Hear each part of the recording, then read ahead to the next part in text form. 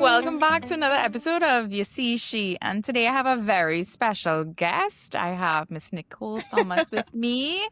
Nicole and I know each other for a couple of years now. We're actually in a group together on AmCham. Nicole has this great organization that I want you all to know about. So, Nicole, I'm going to ask you to introduce yourself and what is your role or career? Okay, so Nicole Anastasia Thomas is my name. And during the day, I am a digital business manager. So what that means is that I manage websites and I find great joy in what I do during the day. But I also have this other part of me that I love as well. I studied image consulting and fashion styling some time ago. So I am an image consultant, fashion stylist. I do workshops. I host events. I just started jewelry design and I'm in the middle of I'm in the middle of writing my memoir, which is something I'm very excited about. And I have a full life and I find joy. I get to balance both. So I get to do what I love at work and I get to do what I love outside of work. Yes. And she manages a really very busy website and company, let me tell you all. But we want to talk today about Image by Anastasia. Nicole, how did you actually get into this? All right. So let me take you back to my childhood. I would have been like 8 years old. My family and I, we lived in the country. And country is defined as Kumuto, okay? So Kumuto is, for anybody who doesn't know, it's in the middle of Arima and Sangre Grande. We lived there and, okay, let me just tell you my age. I'm 47. So we lived there when I was much younger. So like 39 years ago. And think about country life 39 years ago. Lots of fruit trees. You're carefree as a young child. Life is great. I have amazing memories of living in the country. I have God-fearing parents. They still are. So think about that and think about when you have God-fearing parents, you go to church every Sunday.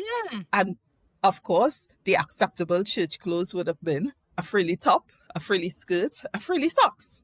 And there's nothing wrong with that because that's all you know. And that's the world that, I lived in then. I had relatives who lived in Port of Spain.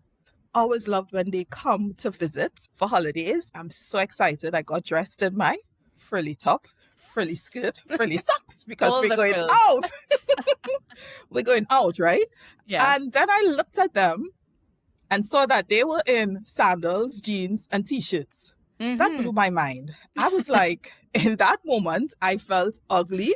I felt like I had no sense of style. I felt like, no, nobody told me anything, right? Nobody said, oh, you're not looking good or anything like that. My world was, I guess it turned upside down at that point in time. I never even shared this with anybody, but it's something that I kept inside because I always go back to this moment in my childhood that I became aware of what it feels like to not feel dressed appropriately. Right. I said I felt ugly. I felt like I didn't fit in. I felt like so many things. And that didn't come from anybody telling me anything. And I carried that with me. I'm telling you this now, and I still remember the pain of how it felt. My world was turned in a way. There was a hyper-awareness of how I felt. I didn't feel confident at the end of the day. And I carried that with me. Wow. So throughout my teenage years, I would sketch outfits for people. I would do the same for me. I would always have an idea of how I would like to look and give that a seamstress and get the look. And that would make me feel confident. That would make me feel good about who I am. Fast forward to years later, I studied image consulting and really connected with the fact that I wanted to help people who feel that way. See, that way that you feel like you lack confidence, you don't like the way you look, you just feel trapped by your choices. I want to help you fix that. And that's where that came from. Wow, that's amazing. Something that started at such a very young age, and that not just the memory, but the emotional connection is what stuck with you. And that's actually what basically clicked for you to say, I don't want anybody else to feel this. I'm going to do something about it. So would you say that that's the pivotal moment in turning what was a concept at, I guess, 8 years old into your business now? How did that transcend? You know, the truth is, I didn't connect with that until I got to a place where I felt like I failed. So I just finished doing my image consulting certification. So Right. I did a 2-year certification with the Fashion Institute of Technology in New Right. York. And Wow. coming out from that, you think, oh my gosh, somebody will just be an image consultant. Yes, yes. No, I was so afraid. I Wow. had imposter syndrome. I felt like I cannot do this. Now, mind you, people know me for years with, dressing well and giving Yes. advice and that kind of thing. But still, I felt like I wasn't ready. Yeah. So I did what any good thinking person would do. I opened a boutique. No, I'm kidding. I know nobody would do that. So I sold women correct clothing. Right. I connect with the corporate woman because I understand what it feels to wake up on mornings and you just don't feel good, but you dress like a boss and you go out there and you slay. Yeah. I connect with women that you need to do a presentation. You've been prepping for it, but you need to dress because you're going to kill it in that presentation. Right. And I could help you with that. So the fair caused me to start this boutique. And Right. it was home based. So I outfitted a room in my house where people would come and, it was outfitted just like a boutique. Yeah. Now, my business model was flawed because I love my customers, but I allow them to take credits. And I had good Right. paying customers. But for small business, Yeah. a lack of cash would strangle your business. And eventually I had to close that. But I loved what I did. I would travel and I even did personal shopping. So I would take, orders from people, Yeah. shop for them, bring it back. I love that part. And the truth is that fair drove me to do something that helped me to get intel about women because I would help people with dressing. So I would understand body types. I would understand what would fit and flatter each body type. Right. And so the fair caused me to even develop a part of me that needed developing. I had to close the business because it was not profitable. And that was sad. It was very difficult because I felt like I failed. I then had to pick myself up and I got a business coach to help me really get clarity on my vision, my mission, the type of woman I want to service, what my service offerings would be. And it's through that exercise I launched out and did full-on image consulting. And I'm grateful for the parts. So the fairs, the insecurities, they all led me to this place. And I am very contented and very happy about who I am today, even though there would be lots of, lessons, mistakes, and so on, turned out to be for my benefits in the end. Yeah. I was going to say, so even through the trials and errors and taking the risks to open a boutique, thinking that may have been the path, you invested in yourself further even after that, and then got the tools to really help support what your real goal and dream and passion is and the path through that. It's amazing when women, and I think just generally anybody, we have a big fear of failure, huge fear of failure, because we think there's nothing that could come back from that. But when we actually go through it, you don't realize how much stronger you are afterwards. And you have a lot of clarity.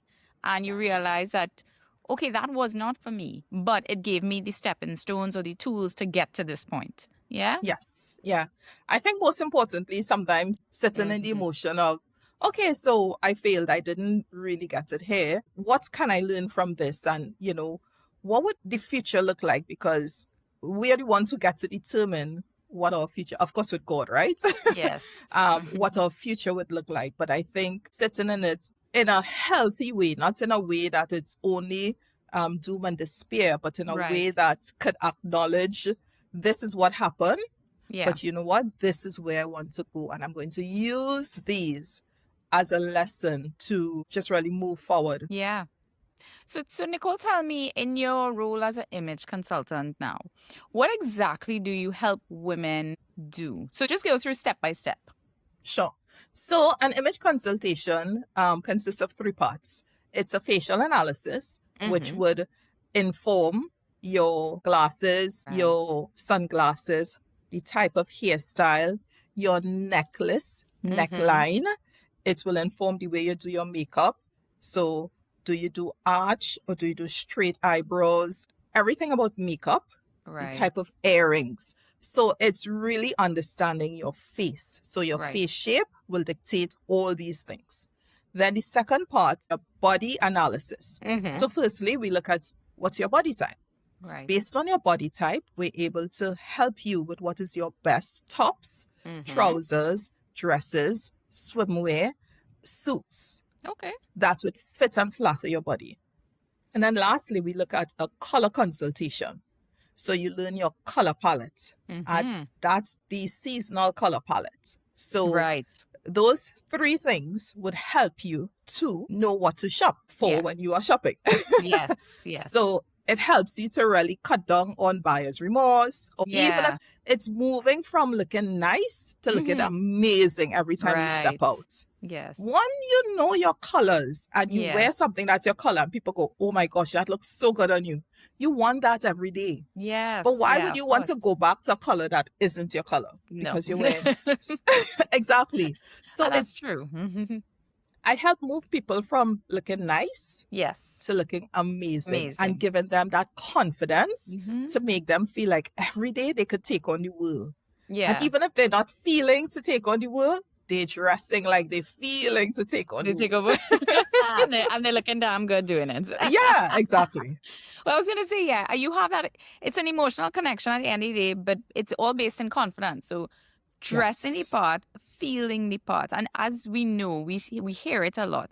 When you feel good, you perform good, you generally have a better mood, a better day. So Absolutely. if you're dressed to impress and you're dressed and you're feeling confident in how you're dressed, Yes. I mean, come on, you will have a good day and you will rock that presentation, you know? So, Exactly. Nicole, what is the hardest thing you think that happened behind the scenes that nobody saw? I think the hardest thing was switching to marketing. So from the age of 18, for those of you who would have been at workshops before, you know that I always share that I did not do well in secondary school. Yes. I did not study my schoolwork in secondary school. So I had to do everything when I left secondary school and I got my act together. So I started studying very early computer science. So I did a lot of studies, diplomas in computer science. Right. I thought I was going to be a systems analyst. At that Wow. time, it was the highest paid person in the IT department. And I said, yes, that's going to be me. I'm going to make all that money, right? Because I was motivated as a young teenager to just go after the money.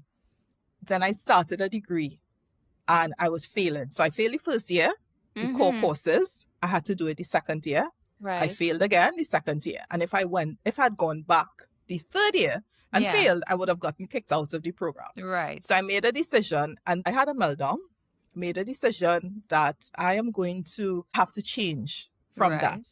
So I used this tool that I created. I made a list of all the things that I like, all the things I don't like, all the things I'm good at, and all the things I'm not good at. While I liked computing, I was not good at math. I had to make the hard decision that, okay, when it gets to programming and all those things, I would just be totally out of my league. And when I did that assessment, it came down to marketing, essentially. Right.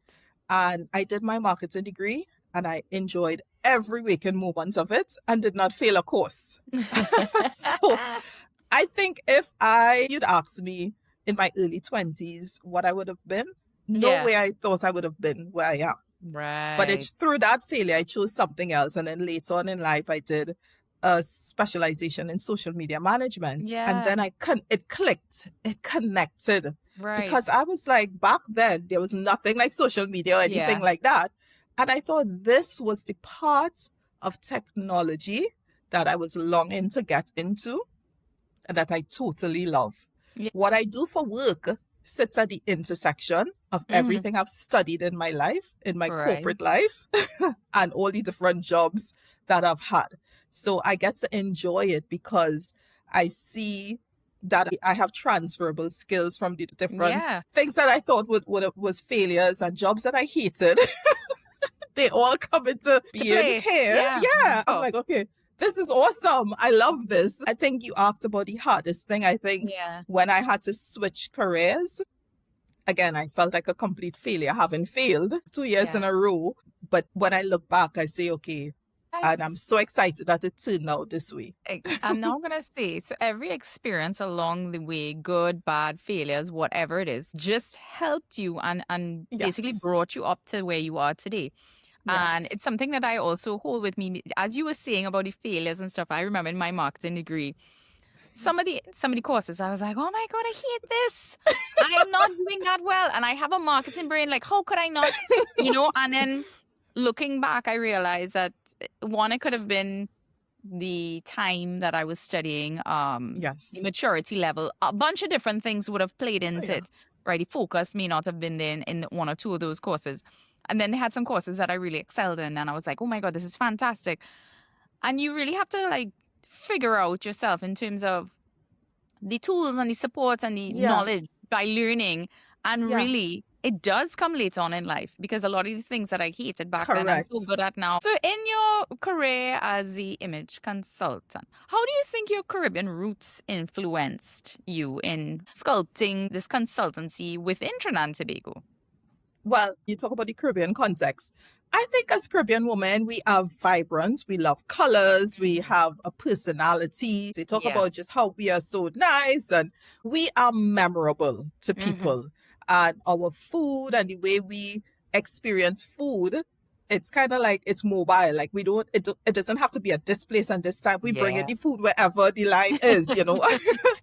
I think we have something that's so indigenous to us and so Yeah. special that I think for image consulting, I'm able to bring my personality into it. I'm very outgoing. I have a vivacious personality. Some people like that, some people don't like that. But the people who I work with, they like my personality and what I bring to the table. So I think we are able to bring our uniqueness, and that's what I bring to what I do. Yes. And let me tell you, when I see Nicole at events or at meetings, she is wearing color. She's not toned down. She's wearing lovely purple red on her lips, as you could see today. Lovely jewelry and the jacket. Oh, sometimes I was like, where are you finding these pieces? It's just very unique styling. And I think when she walks into a room, you really see her. I also like your sense of style, and I've Yeah, commented on some my of your one red stuff pants. too. I'm like, I love that. That's so hot though. Where did you get that? But again, it's the color, right? I It's like color. the It's purple true. color as It's well. true. Red especially as well. And thankfully where I work loves red. So it worked out. Thanks. So Right. I am in the winter color palette. We get to Right. wear a lot of jewel tones, and I have to be honest about something. Being an image consultant and knowing how to dress doesn't always mean you don't make mistakes. Right, of course. There's one time very significant. It was a turning point for me. Mhm. My friend, she invited me to come to an event, and I kind Right. of vaguely looked at the dress code, and it's after work. It was like about 5:30. It was a financial institution in Port of Spain. Right. I thought, okay, let's just go in our work clothes. We got there, and that was not the dress code. And this is me as an image consultant. Needless to say, I felt so ashamed. Yeah. And that was a turning point for me. I said, never again. This will never, Yeah. ever happen to me. I am going to double check and triple check any event I'm going to for the dress code. Yeah. And I'm not just winging it, and I'm not just thinking I know. And I'm like, that's never going to happen. So I'm saying that I too, girl, I was like, yeah, let's just meet. I'll just meet you after work. Because I'm thinking, surely at 5:30, they're not thinking I'm going home to change and put on a glamorous top, which was, I think it might have been lounge. Right. But I know it was not workwear. That was not the dress code. Events, before you go to them, make sure you're dressed Please. appropriately. Please. So, Nicole, what do you think is some things that people may underestimate about you? Gosh, girl, I think based on my story, they would say, nah, she's resilient. So I don't think they would underestimate so many ups and downs. I think maybe just the number of hats that I wear. I don't always talk about it, but I would have mentioned earlier on in this session, only because you're asking me what I do, but I don't usually share all those things. That is what I would say, maybe between just how resilient Yes. I've had to be. I think, definitely. I would say that's true. And I just wanted to bring this part in. Nicole had invited my organization to a workshop for girls that would not have normally had an opportunity to do this, not just image consulting, but it was more the world of work and getting them prepared for it. So she does a lot of things on the outside that are charity based that she does to help uplift not just women, but young girls coming into the workplace. And it was at that particular event that I was like, oh my gosh, look at Nicole shine and all the knowledge and experience that she has and applying it. And you worked with a partner there. I think it was one of the more memorable events for me when it comes to not just giving back, but really taking something that I think is very important, transcending from finishing school to the world of work. There is nobody really filling that area and preparing the teens and young ladies going into that space. So I just want to mention that to everybody that Nicole does a fantastic job there. To be honest, Chantal, because I didn't do good in school, I didn't do well at all. And what I shared with those girls, and it's something that I felt was lacking in my time. There was nobody coming to my school to help us with preparing for the world of work. The things that I learned along the way came from mentors that I had to seek. So for me, I feel like I just wish somebody had done that to me. So it's a way to give back because that wasn't done for me. And if I could just help them prepare for this corporate world, they would be so much better. So that's where that's coming from. Yeah, and kudos to you putting that together. I think it was a really fantastic workshop, and I think we definitely need more of it, for sure. And as you said, finding a space that's not necessarily given to you when it was your time and fixing that now. So for me, this podcast is exactly that. Right. I didn't get the space being a woman working in my career, and I thought, why not take this negative connotation of what you see she is in the Caribbean, flipping it and making it a positive space for women to shine. It's not about me, but it's about the other women in this space, what they're doing. Let them talk about the journey and hopefully connect and inspire others along the way and have more conversations. I do have to say thank you to you and your organization for just stepping in and assisting in such a big way, because the program stopped because of funding. It was good that the Ministry of Education had given me permission to go into schools to share. I wanted to do 12 workshops and I got to do 6. Right. And that was totally based on funding from corporate Trinidad. And that is not something to overlook or to take lightly. They believed in the dream of helping the next generation and supported that. So thank you. And you were, to me, when I worked with you on that project, you just sat back and allowed me to do what I needed to do. And the thing I felt about that was that, wow, sometimes people could give money and just kind of want to make sure they take control and it must go a particular way. And I just really appreciated you for what you did. And I'm very, very grateful. Of course, no problem. As I said, that one really stuck with me to the point where I still have a very good relationship with the manager, and I reach out to him from time to time to see, what is needed or how can I assist. Again, through our own experiences, fostering relationships, realizing, what's important and how could we help. That, for me, was a big takeaway, and I was glad to be a part of the event.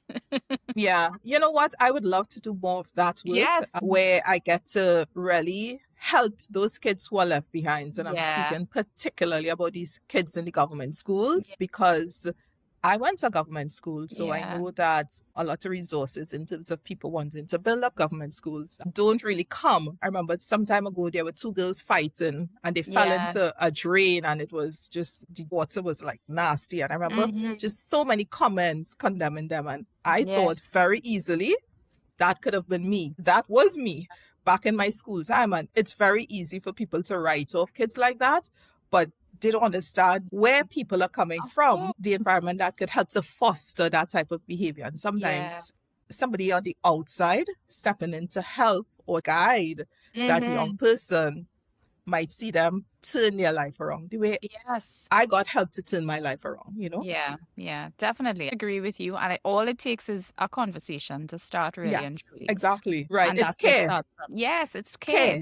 Basic somebody who cares. Yes, agreed. All right. So, Nicole, what is one fun fact about Nicole that we just don't know?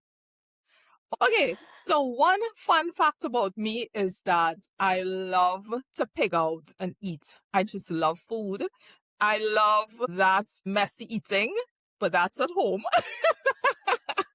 Or reserve for my car, my best friend's car. We will go somewhere, get some food, and we just pig out or bring the food at home and we spread it out. And it's just like sauce dripping from your lips, your mouth, and it's like no judgment because it's tasting good and it's being enjoyed with my best friend. So I just love food experiences with my best friend. Are you heavy sauce on fries, as in soup, or not heavy sauce? It's I always am a heavy debate. sauce on fries. I love my fries like soup. Love it, love it, love it. I tell people when they put in sauce to me, put sauce like you hate me. So just put plenty.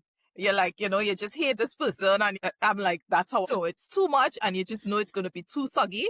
Yeah, that's the right That's spot you. for me. Okay, gotcha.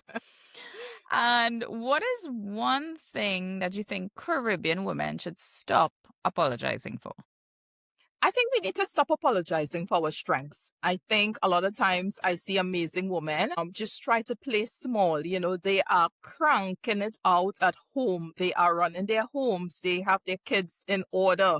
And then they come on the job and then they shrink themselves. Yeah. I think we need to stop apologizing for our strengths and we need to just stop doing that.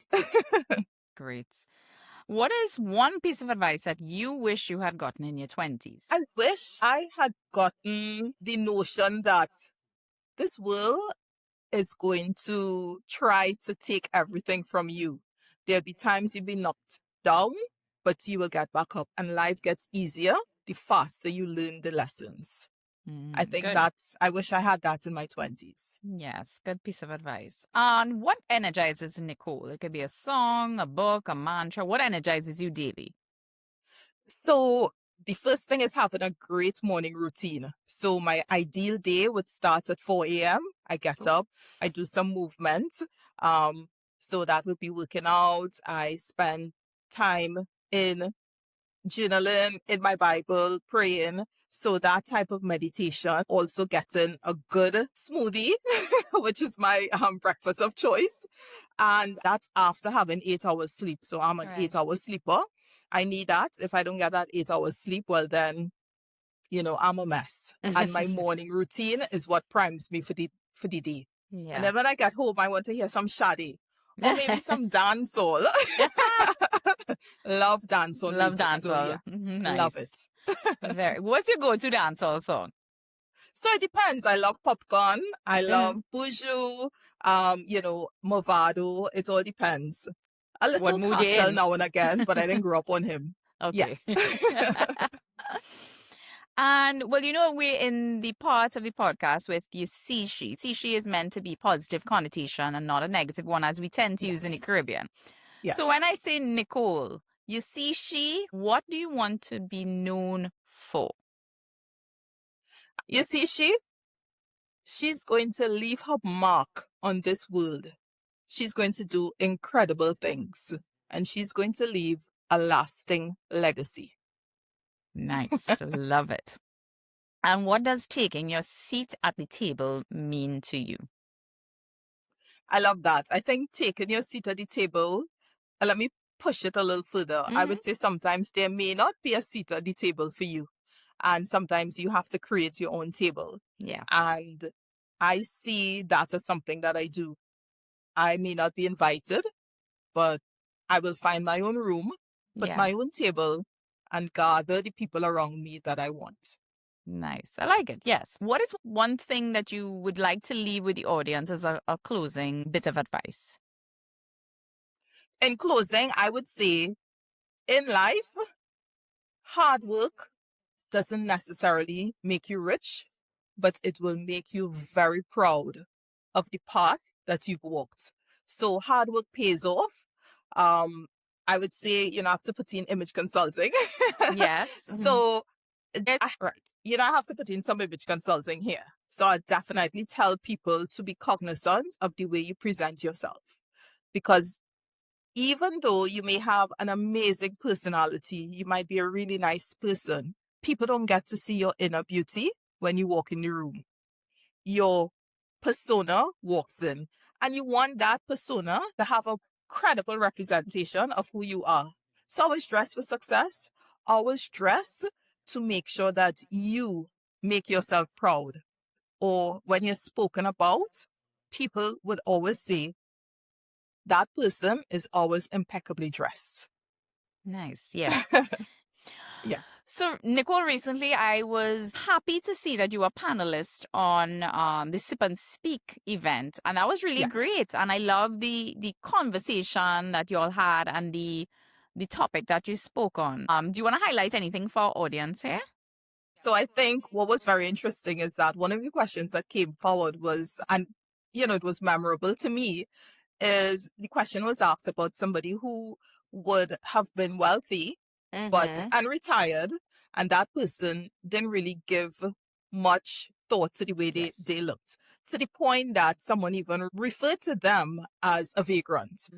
And I think the question was kind of used to kind of justify that sometimes you can judge somebody wrongly, and that's true. Yeah.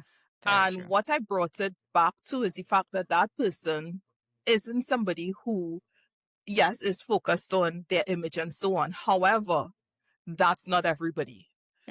Most of us want, especially people who are aspiring, they would want to focus on their, and then some people could also point out Mark Zuckerberg, sometimes he wears a t-shirt, but he doesn't do that when he's going to Congress. Yes. He doesn't wear t-shirts all the time. So he knows how to dress for different things. And I think that's one of the biggest things I wish people could invest more in. Yeah. Understanding what to wear when. Yeah. I think time and place, right? So definitely time and place, understanding. I liked your example of when your own lesson learns about reading the invitation, understanding what's required of you at the event, because you can't just walk into the event with jeans and slippers when it's a corporate type event. So you have to understand the type of event you're going to, obviously the attire that is stated. And if it's not stated, do your research, find out from the person that is inviting you. In your closet, there should be key essential items that you should have, right? So when you do have to go to a corporate event, you do have these pieces at hand and that you could pull it out and then use it. Yeah.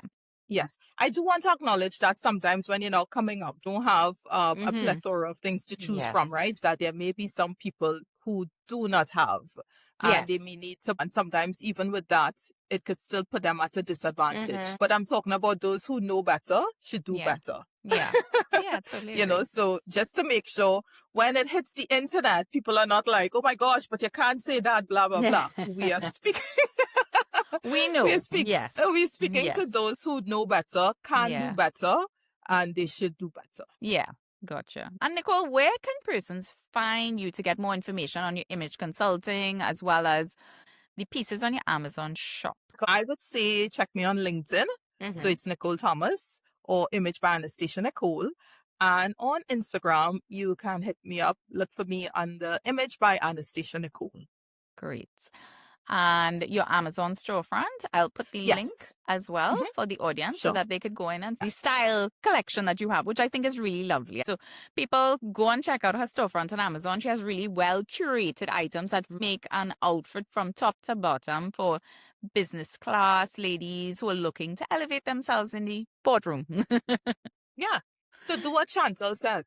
Go look at my storefront.